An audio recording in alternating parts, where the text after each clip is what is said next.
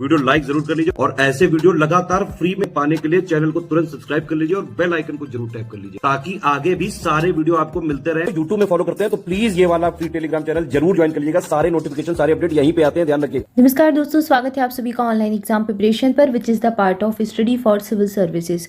दोस्तों UP current affair देख रहे थे, उत्तर प्रदेश का करंट अफेयर पूरे एक साल का, जिसमें हमने फरवरी 2023 से स्टार्ट किया था, फरवरी जनवरी दिसंबर का कंप्लीट कर लिया है और नवंबर 2022 का करंट अफेयर भी हमने टॉपिक वाइज देख लिया है। आज हम नवंबर 2022 के करंट अफेयर के एमसीक्यू सॉल्व करेंगे और इस प्रकार से हमारा नवंबर महीने का करंट अफेयर कंप्लीट हो जाएगा। फिर हम अक्टूबर 2022 का स्टार्ट करेंगे। तो चलिए स्टार्ट करते हैं। पहला प्रश्न देखते हैं। पहला प्रश्न है, निम्नलिखित में से कौन सा राज्य देश का शीर्ष इथेनॉल उत्पादक राज्य है? सबसे ज्यादा इथेनॉल का उत्पादन किस राज्य में होता है? बिहार, उत्तर प्रदेश, उत्तराखंड या फिर गुजरात? सही उत्तर है उत्तर प्रदेश। तो एक चीज याद करने वाली है कि भारत में सबसे ज्यादा इथेनॉल का अगर उत्पादन पूछा जाए तो उत्तर प्रदेश में होता है। उत्तर प्रदेश कई सारी चीजों में प्रथम है, जिसमें इथेनॉल में उत्पादन में प्रथम राज्य है। ठीक है, इसके बाद अगला प्रश्न है, उत्तर प्रदेश की, यहाँ पर देख रहे हैं, उत्तर प्रदेश की श्री उमा सिंह ने माउंट फ्रेंडशिप पर साइकिल से चढ़ाई करने वाले प्रथम पर्वतारोही बन गए हैं। यह किस जिले के निवासी हैं? तो उत्तर प्रदेश में ही ये किस जिले के निवासी हैं? वाराणसी, गोंडा, गोरखपुर या फिर बहराइच? ये हैं गोरखपुर के। माउंट फ्रेंडशिप पर साइकिल से इन्होंने चढ़ाई की है उमा सिंह ने, श्री उमा सिंह। ठीक है, कहाँ के हैं? गोरखपुर के हैं। नवंबर 2022 में उत्तर प्रदेश के गोरखपुर में रहने वाले श्री उमा सिंह ने मनाली स्थित माउंट फ्रेंडशिप की चोटी पर साइकिल से चढ़ाई की और ये एक नया रिकॉर्ड बनाया। उमा साइकिल से इस पर्वत की चोटी पर पहुंचने वाले पहले पर्वतारोही बन गए हैं, इसलिए इंपॉर्टेंट है, याद रखें कहाँ के हैं? गोरखपुर के ये हो जाएंगे, ये चीज़ याद रखें। अगला प्रश्न यहाँ पर देखते हैं, 16 नवंबर 2022 को जारी उत्तर प्रदेश नई पर्यटन नीति में किस तरह के पर्यटन सर्किट का निर्माण नहीं किया जाएगा? तो ये बहुत डिटेल में हमने इसको पढ़ा था टॉपिक वाइज करंट अफेयर में। पहली चीज 16 नवंबर 2022 को पर्यटन नीति आई उत्तर प्रदेश की, ये याद रखें फैक्ट। अब इसमें कई सारे सर्किट बन रहे हैं, जैसे कि Ramayana circuit, Krishna circuit, Jain circuit ये बन रहा है, साथ ही साथ बुद्धिस्ट सर्किट भी इसमें बनाया जा रहा है, लेकिन इसमें मुगल सर्किट का निर्माण की बात कहीं नहीं कही गई। तो ऑप्शन ए यहाँ पर सही उत्तर हो जाएगा, नहीं पूछा गया है। ये पैटर्न एग्जाम में बहुत पूछा जाता है तो उसको जरूर ध्यान रखें। अगला प्रश्न है, लखपति महिला कार्यक्रम के अंतर्गत किस वर्ग की महिलाओं की आय बढ़ाने का प्रयास किया जाना है? तो ये हमने पढ़ा था, आप सबसे बनी जाएगा अगर आपने देखा होगा। तो इसमें जो स्व सहायता समूह से जुड़ी महिलाएं हैं उनको लखपति बनाना है, उनकी आय को बढ़ाना है और इन्हीं को फोकस किया गया है इस योजना के तहत, इस कार्यक्रम के तहत। तो ऑप्शन बी यहाँ पर सही उत्तर हो जाएगा। इसके बाद अगला प्रश्न है, निम्नलिखित में से कौन सा कथन गलत है? ये गलत, सही और ये सही नहीं वाले पैटर्न बहुत पूछते हैं। पहला जो कथन दिया गया है, उत्तर प्रदेश के महाराजगंज में बौद्ध सर्किट के अंतर्राष्ट्रीय एक्विज पॉइंट सोनोली में एयरपोर्ट की तर्ज पर 120 एकड़ कैंपस में integrated check post ICP land port बनाया जाएगा। तो ये बात इसमें कही गई है। इसके बाद अगला कथन है, उत्तर प्रदेश के गोरखपुर के कृषि और प्राकृतिक विज्ञान संस्थान में consortium of international agriculture research centre स्थापित होगा। तो ये दोनों ही कथन सही है। यहाँ पर उत्तर प्रदेश का जो महाराजगंज है, यहाँ पर बौद्ध सर्किट के अंतर्राष्ट्रीय एग्जिट पॉइंट सोनोली में एयरपोर्ट की तर्ज पर 120 करोड़ कैंपस में 120 एकड़ जो है 120 एकड़ कैंपस में integrated check post land port बनेगा। ठीक है, ये चीज याद रखें, कहाँ पर बनना है? सोनोली में बन रहा है और ये जो है ये गोरखपुर में बन रहा है। दोनों ही पॉइंट इंपॉर्टेंट है। ऐसे प्रश्न बनाने का उद्देश्य होता है आप तक ज्यादा से ज्यादा जानकारी पहुंचाई जाए, ज्यादा से ज्यादा इन्फॉर्मेशन आपको मिले, इसलिए ऐसे प्रश्न डिजाइन किए जाते हैं। अदरवाइज ये जो पैटर्न है एग्जाम में बहुत पूछा जाता है, जरूरी नहीं है कि दोनों ही कथन वहां सही दिए जाए, एक कोई कथन गलत भी हो सकता है या फिर दोनों ही गलत हो सकते हैं या दोनों सही भी हो सकते हैं। ठीक है, तो अभी तो यहाँ पर ये चीज़ हमने जो देख रहे हैं ये दोनों आपको याद करने हैं। ठीक है, ये दोनों आपको ध्यान में रखने हैं कि कहाँ पर किस चीज़ का निर्माण किया जाएगा। इसके बाद अगला प्रश्न देखते हैं, जंक्शन उत्तर प्रदेश का पहला ईट राइट स्टेशन बन गया है। तो भाई ये कौन सा बन गया है? ये बना है प्रयागराज जंक्शन। ऑप्शन सी सही उत्तर हो जाएगा। प्रयागराज जंक्शन उत्तर प्रदेश का पहला ईट राइट स्टेशन बन गया है। यहाँ पर जो खाना मिलता है वो सही है, ये सर्टिफिकेट इसको दिया गया है। ठीक है, यहाँ पर इस प्रश्न से रिलेटेड जानकारी है, जो ये हमने सोनोली वाला प्रश्न देखा, इसकी जानकारी देख लेते हैं।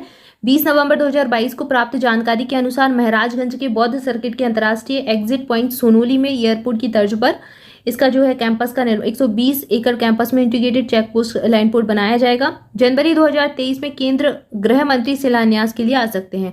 इसके बाद अगला कथन वही दिया गया है जो यहाँ पर दिया गया था, कंसोर्टियम ये बन रहा है, consortium of international agriculture research centre बनेगा गोरखपुर के कृषि और प्राकृतिक विज्ञान संस्थान में। इसके बाद अगला प्रश्न यहाँ पर देखते हैं। अगला प्रश्न क्या है? अगला प्रश्न है 12 अक्टूबर 2022 को उत्तर प्रदेश के मुख्यमंत्री योगी आदित्यनाथ ने स्वामी रामानुजाचार्य की प्रतिमा स्टैचू ऑफ डिग्निटी मर्यादा मूर्ति का अनावरण किया। कहाँ पर किया? तो अब ये स्टैचू बहुत पूछे जाते हैं, statue of unity, statue of prosperity. अब यहाँ पर बना है स्टैचू ऑफ डिग्निटी मर्यादा मूर्ति, इसका अनावरण अयोध्या में किया गया। ऑप्शन ए यहाँ पर सही उत्तर हो जाएगा। डिग्निटी से याद रख सकते हैं, मर्यादा पुरुषोत्तम राम जी को कहा जाता था और राम जी की नगरी अयोध्या मानी जाती है, तो यहाँ पर ऑप्शन ए सही उत्तर कर सकते हैं। लेकिन ये प्रतिमा किसकी है? रामानुजाचार्य जी की प्रतिमा है, राम जी की प्रतिमा नहीं है, तो ये कंफ्यूज नहीं होना है, रामानुजाचार्य जी की प्रतिमा ये हो जाएगी। इसके बाद अगला प्रश्न देखते हैं। अगला प्रश्न है सही कथन का चयन करना है, कौन सा कथन सही है बताना है। पहला कथन है उत्तर प्रदेश सरकार बुंदेलखंड में वाइल्ड लाइफ टूरिज्म की संभावनाओं को देखते हुए झांसी मंडल के ललितपुर जिले में भालू रीछ संरक्षण केंद्र बनाने की घोषणा की है। दूसरा कथन है भारतीय प्राधिकरण की तर्ज पर उत्तर प्रदेश में राज्य खेल प्राधिकरण बनाया जाएगा। तीसरा कथन है स्मार्ट फंड जो सिटी फंड है उससे लखनऊ विकास प्राधिकरण के गौतम बुद्ध पार्क पर लखनऊ में हैप्पीनेस पार्क बनाया जाएगा। तो यहाँ पर भाई तीनों ही कथन सही दिए गए हैं। अगर आपने टॉपिक वाइज करंट अफेयर पढ़ा हुआ है तो उसमें आपको ये जो है पॉइंट मिले थे, ठीक है। तो ये तीनों कथन सही है। ये चीज़ याद रखें कि लखनऊ में हैप्पीनेस पार्क बनेगा और राज्य खेल प्राधिकरण बनाया जाएगा उत्तर प्रदेश में भारतीय प्राधिकरण की तर्ज पर, और यहाँ पर ललितपुर जिले में भालू रीछ संरक्षण केंद्र बनेगा। ये इंपॉर्टेंट फैक्ट है यहाँ पर। इसके बाद आगे बढ़ते हैं, अगला प्रश्न देखते हैं। अगला प्रश्न है भारत की पहली मानव रहित कार के संबंध में कौन सा कथन सही है ये बताना है। पहला कथन दिया गया है नवंबर 2022 में मोतीलाल नेहरू राष्ट्रीय प्रौद्योगिकी संस्थान ने भारत की पहली मानव रहित कार बनाई। दूसरा कथन है पहले चरण में परीक्षण सफल होने के बाद माइक्रोसॉफ्ट एशिया के अध्यक्ष अहमद मजहरी के सामने इसका पहला प्रदर्शन किया गया। तो यहाँ पर दोनों ही कथन सही है। ये याद रखें कि भारत की जो मोतीलाल नेहरू राष्ट्रीय प्रौद्योगिकी संस्थान है उनके द्वारा भारत की पहली बनी है, ये भारत की पहली मानव रहित कार बनी है, इसलिए ये इंपॉर्टेंट फैक्ट हो जाता है, ठीक है। दोनों ही कथन यहाँ पर सही हो जाएंगे, ऑप्शन सी सही उत्तर चुन लेंगे। इससे संबंधित जानकारी देखते हैं। इसमें क्या है, यही बताया गया है कि राष्ट्रीय जो मोतीलाल नेहरू राष्ट्रीय प्रौद्योगिकी संस्थान है यहाँ पर बीटेक के छात्रों ने इसे बनाया है। बिना ड्राइवर की चलने वाली पहली मानव रहित कार के प्रोजेक्ट का पहला चरण 2 साल की अथक मेहनत के बाद पूरा कर लिया गया है। तो ये इन्फॉर्मेशन दी गई है। अगला प्रश्न है अक्टूबर 2022 में उत्तर प्रदेश सरकार ने कितने महानगरों में पुलिस कमिश्नर प्रणाली लागू की है। इंपॉर्टेंट जो है ये प्रश्न है। 3 महानगर है जहां पर पुलिस कमिश्नर प्रणाली को लागू किया गया अक्टूबर 2022 में उत्तर प्रदेश सरकार के द्वारा। कौन कौन से महानगर हैं? एक तो आगरा है, एक प्रयागराज है और एक गाजियाबाद है। APG से याद रख सकते हैं या फिर PGA से याद रख सकते हैं। आगरा, प्रयागराज, गाजियाबाद में कमिश्नरेट व्यवस्था को लागू कर दिया गया है। प्रदेश के 4 शहर लखनऊ, वाराणसी, गौतम बुद्ध नगर, कानपुर में पहले से ही पुलिस कमिश्नर प्रणाली लागू है, ठीक है। तो पहले से 4 में है, 3 में और कर दिया, टोटल 7 में हो गई। ये चीज़ भी आपसे पूछ सकते हैं एग्जाम में। अगला प्रश्न देखते हैं। अगला प्रश्न क्या है, निम्नलिखित में से उत्तर प्रदेश के किस जिले में एक बड़ा कन्वेंशन सेंटर बनाया जाएगा जो वाराणसी के रुद्राक्ष कन्वेंशन सेंटर से भी बड़ा होगा। तो ये गोरखपुर में बनाया जा रहा है, गोरखपुर में इसका निर्माण हो रहा है। गोरखपुर में कई सारी परियोजनाएं लाई गई हैं, तो ये कंफ्यूज नहीं होना है। आप जैसे कि आपको पढ़ाया जा रहा है करंट अफेयर, तो आप एक एक करके कहीं पर एक जगह लिख लें गोरखपुर और उसमें गोरखपुर से रिलेटेड जितने भी फैक्ट हैं उसको लिखते जाएं, ठीक है। तो इससे आसानी होगी आपको, लास्ट में जब रिवीजन करेंगे तब आसानी होगी, एक साथ सारी चीजें पढ़ पाएंगे आप। तो यहाँ से रिलेटेड जो जानकारी है वो देखते हैं। मुख्यमंत्री योगी आदित्यनाथ ने गोरखपुर में एक बड़ा कन्वेंशन सेंटर बनाने का निर्देश दिया है। इसकी सीट क्षमता 3000 से 5000 के बीच होगी, जबकि वाराणसी के रुद्राक्ष कन्वेंशन सेंटर की क्षमता 1200 है और 1200 से कहीं ज़्यादा बढ़ जाएगी, 1200 से दुगनी से भी ज़्यादा हो जाएगी। अगर 5000 तक पहुँच गई तो 3000 से 5000 तक हो सकती है, ठीक है। याद रखिए कहाँ पर बनेगा, गोरखपुर में बनेगा। वाराणसी में पहले से ही है रुद्राक्ष कन्वेंशन सेंटर और उससे भी बड़ा बनेगा गोरखपुर में। अगला प्रश्न यहाँ पर देखते हैं, उत्तर भारत के पहले हाइपर स्केल डाटा सेंटर के संबंध में बताना है कौन सा कथन सही है। पहला कथन है अक्टूबर 2022 में उत्तर प्रदेश के मुख्यमंत्री योगी आदित्यनाथ ने ग्रेटर नोएडा में भारत के दूसरे और उत्तर भारत के पहले hyper scale data center Yotta D1 का उद्घाटन किया है। दूसरा कथन है डाटा सेंटर लगभग 1500 करोड़ रुपए के निवेश के साथ केवल 20 महीनों में चालू किया गया है। तीसरा कथन है हाइपर स्केल डेटा सेंटर का जो योटा इंफ्रास्ट्रक्चर द्वारा विकसित किया गया है ये बताया गया है। तो यहाँ पर तीनों ही कथन जो है इस न्यूज़ से रिलेटेड सही है, तीनों कथन आपके बिल्कुल सही हो जाएंगे, ऑप्शन डी सही उत्तर होगा। अब यहाँ पर आपको एक काम करना है, आपको यहाँ पर डालना है हेडिंग अपने नोट्स में हाइपर डेटा सेंटर और उससे रिलेटेड तीनों फैक्ट जो है लिख लेने हैं, तो ये पूरी न्यूज़ आपकी कवर हो जाएगी इससे। अगला प्रश्न है, उत्तर प्रदेश सरकार ने कितने वर्षों में दलहन के उत्पादन में राज्य को आत्मनिर्भर बनाने का लक्ष्य रखा है? ये प्रश्न अक्सर एग्जाम में पूछे जाते हैं, लक्ष्य वाले जो लक्ष्य निर्धारित होते हैं ना, जैसे हमें टीबी उन्मूलन करना है, हमें हर घर जल परियोजना 2024 तक करनी है, टीबी का उन्मूलन 2025 तक करना है। तो इस प्रकार के पूछे जाते हैं प्रश्न कि दलहन के उत्पादन में राज्य को आत्मनिर्भर बनाने का लक्ष्य कब तक का रखा है? तो 5 साल का, 5 वर्षों में हम जो है उत्तर प्रदेश सरकार ने लक्ष्य रखा है कि अगले 5 सालों में उत्पादन में हम आत्मनिर्भर बन जाएंगे। हमें कहीं बाहर से, किसी बाहरी राज्य से हमें जो है नहीं मंगाना पड़ेगा अनाज। ये बात यहाँ पर कही गई है। इसके बाद अगला प्रश्न देखते हैं, 12वीं उत्तर प्रदेश डाक टिकट प्रदर्शनी यूफीलैक्स 2022 के बारे में निम्नलिखित में से कौन सा कथन सही है? पहला कथन है, 15 से 17 अक्टूबर 2022 के मध्य यूफीलैक्स 2022 डाक टिकट प्रदर्शनी ललित कला अकादमी अलीगंज लखनऊ में आयोजित की गई। दूसरा कथन है, उत्तर प्रदेश के मुख्यमंत्री योगी आदित्यनाथ 15 अक्टूबर 2022 को इसका उद्घाटन किया, इनके द्वारा उद्घाटन किया गया। ऑप्शन दिए गए हैं। तीसरा कथन भी यहाँ पर दिया गया है, यह प्रदर्शनी आज़ादी के अमृत महोत्सव के क्रम में उत्तर प्रदेश डाक परिमंडल के द्वारा आयोजित की गई। इसके बाद तीसरा कथन है, जो टिकट प्रदर्शनी यूफीलैक्स है 2022, इसका विषय था भारत की समृद्धि, संस्कृति और विकास में उत्तर प्रदेश का योगदान। तो यहाँ पर सारे कथन ही सही है, ऑप्शन डी सही उत्तर है। लेकिन आपको करना क्या है, इसके बारे में बताया गया है, प्रदर्शनी के बारे में, इससे रिलेटेड छोटे छोटे सिनॉप्सिस बनाकर आपको लिख लेना है। आपको हेडिंग डालनी है, यूफीलैक्स 2022 डाक टिकट प्रदर्शनी थी, कब से कब तक आयोजित की गई और कहाँ पर आयोजित की गई, ये चीज़ याद रखनी है। लखनऊ में इसका आयोजन हुआ 15 से 17 अक्टूबर 2022 के मध्य में, ठीक है। ललित कला अकादमी अलीगंज लखनऊ में इसका आयोजन हुआ। योगी आदित्यनाथ ने उद्घाटन किया, ठीक है, ये चीज़ तो आपसे बन जाएगी। जो ये प्रदर्शनी है, ये अमृत महोत्सव के क्रम में, अमृत महोत्सव चल रहा था, आज़ादी का अमृत महोत्सव, उसी क्रम में इसका जो है उद्घाटन किया गया। और तीसरी चीज़, इसका आपको विषय नोट कर लेना है कि समृद्धि, भारत की समृद्धि, संस्कृति और विकास में उत्तर प्रदेश का योगदान, ये इसका जो है विषय था, इसकी थीम थी, ठीक है। तो सारी चीज़ें आप नोट जरूर कर लें और रिवाइज जरूर कर लें इसको, ताकि आप भूलें ना। इसके बाद अगला प्रश्न देखते हैं। अगला प्रश्न है, उत्तर प्रदेश में डिफेंस कॉरिडोर के अंतर्गत एशिया का सबसे बड़ा एम्यूनिशन कॉम्प्लेक्स अस्त्र शस्त्र निर्माण क्षेत्र बनेगा, कहाँ पर बनेगा? तो ये कानपुर में इसका निर्माण किया जाएगा। ऑप्शन बी यहाँ पर सही उत्तर है। एम्यूनिशन कॉम्प्लेक्स अस्त्र शस्त्र निर्माण क्षेत्र कहाँ पर बनना है? कानपुर में।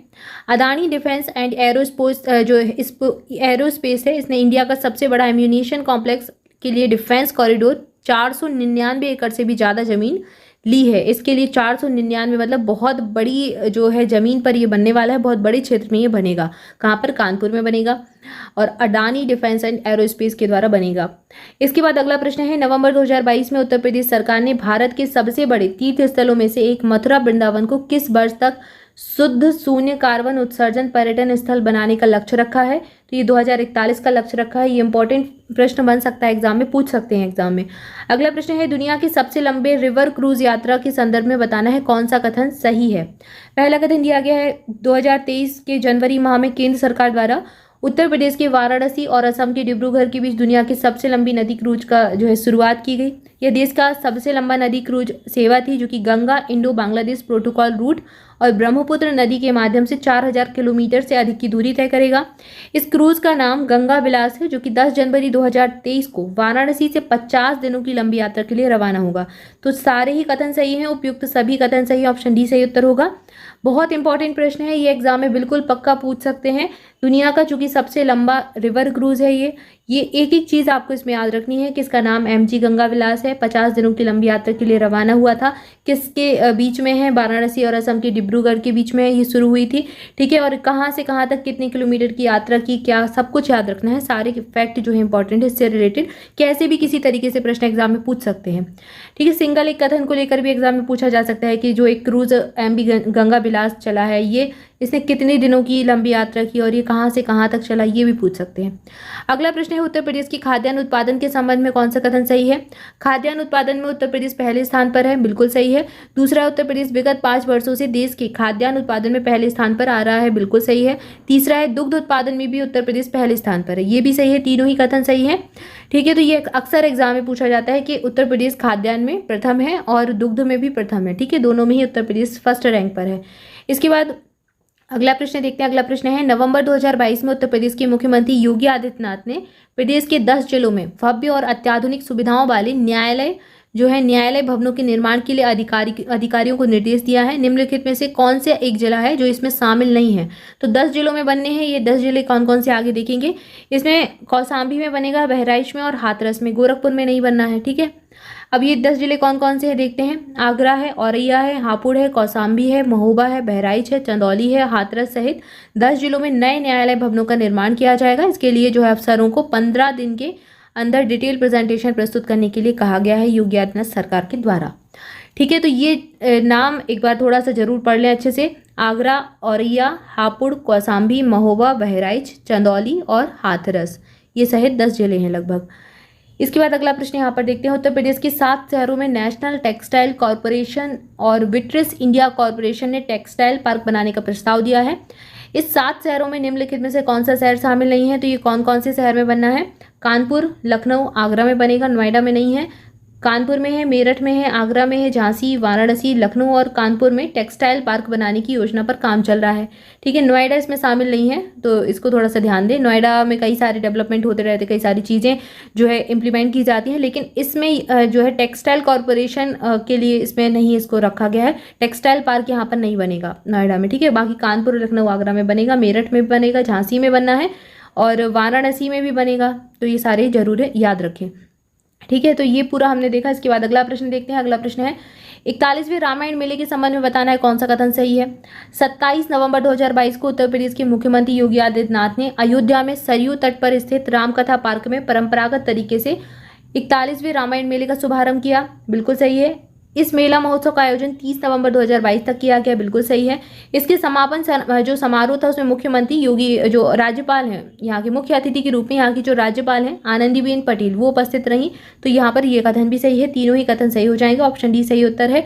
तो ये चीज़ें आप थोड़ा सा याद रखें। उत्तर प्रदेश की अभी राज्यपाल कौन है? आनंदीबेन पटेल है। मुख्यमंत्री कौन है? योगी आदित्यनाथ है। आप सबको पता ही होगा। ठीक है, अब ये उत्सव कहाँ पर आयोजित किया गया? रामायण मेले का शुभारंभ कहाँ पर किया गया? अयोध्या में सरयू तट पर किया गया, रामकथा पार्क में। इसके बाद अगला प्रश्न है गलत कथन का चयन करना है, बताना है कौन सा कथन गलत है। पहला कथन है 16 नवंबर 2022 को उत्तर प्रदेश वस्त्र प्रौद्योगिकी संस्थान कानपुर ने मनपसंद रंग और डिजाइन के कपड़े रसायन की बजाय एंजाइम से तैयार करने की एक नई तकनीक को खोजा है। दूसरा कथन है एंजाइम की तकनीक से बने कपड़े मानव शरीर और पर्यावरण को नुकसान नहीं पहुंचाएंगे। तीसरा कथन है कपड़ा खराब होने या फिर फटने पर फेंकने की स्थिति में यह एंजाइम मिट्टी में मिलकर उर्वर बनाएगा। ठीक है, तो उर्वरक का निर्माण करेगा। तो ये बड़ी ही अच्छी टेक्निक है, अगर ये काम कर गई और लोगों ने इसका यूज़ करना स्टार्ट कर दिया तो यहाँ पर तीनों ही कथन सही हो जाएंगे, इसलिए ऑप्शन डी सही उत्तर चुन लेंगे। इससे संबंधित जानकारी देखते हैं। विभाग के वैज्ञानिक प्रोफेसर पात्रा ने बताया एंजाइम की तकनीक से बने कपड़े मानव शरीर और पर्यावरण को नुकसान बिल्कुल नहीं पहुंचाएंगे। इसमें पर्यावरण के मित्र एंजाइम को विभिन्न केमिकल के विकल्प के रूप में इस्तेमाल किया जाएगा। लैब में इसका सफल प्रयोग भी हो चुका है। तो ये जरूर याद रखें। कानपुर ने मनपसंद रंग, ये कानपुर के प्रौद्योगिकी संस्थान में हुआ है, ये चीज़ भी थोड़ा याद रखें। अगला प्रश्न यहाँ पर देखते हैं। अगला प्रश्न क्या है? अगला प्रश्न है यहाँ पर विश्व के सबसे बड़े डेटा सेंटर नेटवर्क के बारे में बताना है कौन सा कथन गलत है। पहला कथन है 31 अक्टूबर 2022 को उत्तर प्रदेश के मुख्यमंत्री योगी आदित्यनाथ ने प्रदेश के पहले ग्रेटर नोएडा में देश के सबसे बड़े डेटा सेंटर का उद्घाटन किया। बहुत इंपॉर्टेंट फैक्ट है ये, और चूंकि प्रदेश का पहला है और देश का सबसे बड़ा है, ग्रेटर नोएडा में बनाया गया है, इसलिए इंपॉर्टेंट है। अत्याधुनिक तकनीक से लैस डेटा सेंटर में देश के करीब 60% लोगों का डेटा ग्रेटर नोएडा के योटा डाटा सेंटर में सुरक्षित रखा जाएगा। तो दोनों ही कथन यहाँ पर सही है। ऑप्शन सी सही उत्तर हो जाएगा। ठीक है, इस परियोजना का पहला चरण 2 साल में पूरा हुआ है। 2 साल में ये जो है फर्स्ट इसका जो है चरण जो है वो पूरा हो चुका है। तो यहाँ पर हमने जो है नवंबर महीने के करंट अफेयर के प्रश्नों को कंप्लीट किया। इसके बाद हम अक्टूबर 2022 का करंट अफेयर चालू करेंगे नेक्स्ट वीडियो से। तब तक के लिए आप सभी चैनल के साथ जुड़े रहें। चैनल को सब्सक्राइब जरूर कर दें और वीडियो को लाइक जरूर करें। कमेंट करके बताएं वीडियो कैसा लगा। इसके अलावा जल्दी से कमेंट करें स्टैचू ऑफ यूनिटी और स्टैचू ऑफ प्रॉस्पेरिटी ये दोनों कहाँ पर स्थित हैं, जल्दी से कमेंट करके बताएं। और इसके अलावा अगर आप स्टडी फॉर सिविल सर्विसेज के कोई भी पेड कोर्सेज लेना चाहते हैं तो डिस्क्रिप्शन में दी गई जानकारी को फॉलो कर सकते हैं। लगातार जो अपकमिंग एग्जाम्स हैं उनके लिए कोर्स चालू हो रहे हैं, चाहे आपका बीडीओ का एग्जाम हो, बीईओ का हो, आरओ का हो, या फिर आप UPSSC की किसी भी एग्जाम की तैयारी कर रहे हैं, ज्वाइन कर सकते हैं। UPSC EPFO के लिए भी कोर्स लॉन्च हो चुका है। EPFO APFC की अगर आप तैयारी कर रहे हैं, इसका एग्जाम आप देने वाले हैं, तो 70 दिनों की तैयारी में आप पूरा स्टडी मटेरियल जो है कंप्लीट कर सकते हैं। पूरा सिलेबस के अकॉर्डिंग जो स्टडी मटेरियल है वो डिज़ाइन किया गया है।